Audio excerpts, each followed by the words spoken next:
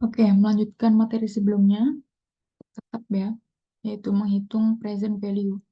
Kalau kemarin kita membahas nilai saat ini, nilai present value saat ini, kemudian kita future value kan. Kita nilai di tahun berikutnya, atau 3 tahun atau 5 tahun berikutnya. Itu nilai saat ini, yang uang yang kita pegang saat ini ketika 5 tahun ke depan itu sama dengan berapa nilainya. Dengan mempertimbangkan interest rate atau suku bunganya berapa persen. Nah, sekarang kita balik. Kita sudah tahu future value-nya. Kemudian kita mau present value kan. Nah, ini contohnya ya. Ada $250 di tahun kedua. Jadi misalkan kita punya atau menaksir uang kita di tahun kedua itu sebanyak atau sebesar $250. Nah, $250 ini kita konversikan ke present value, ke nilai saat ini. Kira-kira $250 di 2 tahun yang akan datang itu sama dengan nilainya dari ini tuh berapa sih? Nah, itu konsep dari present value saat ini. Jadi kalau kita rangkum rumusnya, kita visualisasikan menjadi sebuah segitiga. Jadi yang atas ini adalah CF atau cash flow, atau juga istilahnya kita bisa sebut future value. Kemudian yang di bawah, kaki bawah ini ada present value dan 1 plus interest rate di pangkat maturity date-nya atau year, tahunnya. Nah, sehingga di sini kalau misalkan kita mau mencari present value, berarti ini eh, kita tarik present value sama dengan CF dibagi 1 plus I pangkat N.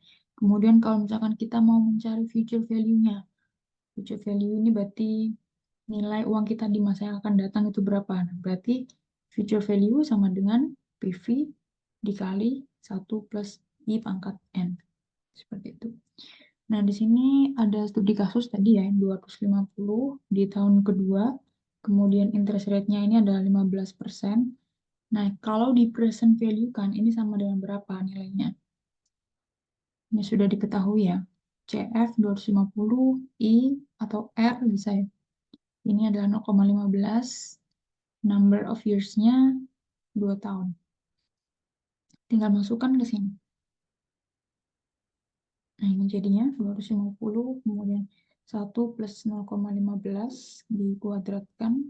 Jadi ini 1,15 dikuadrat. Hasilnya adalah 1,3225. Kemudian 250 dibagi ini 1,325, hasilnya 189,04. Jadi nilai saat ini dari 250 di 2 tahun yang akan datang itu adalah sebenarnya 189,04. Ini kalau digambarkan atau dibikin garis waktu, itu hasilnya adalah seperti ini.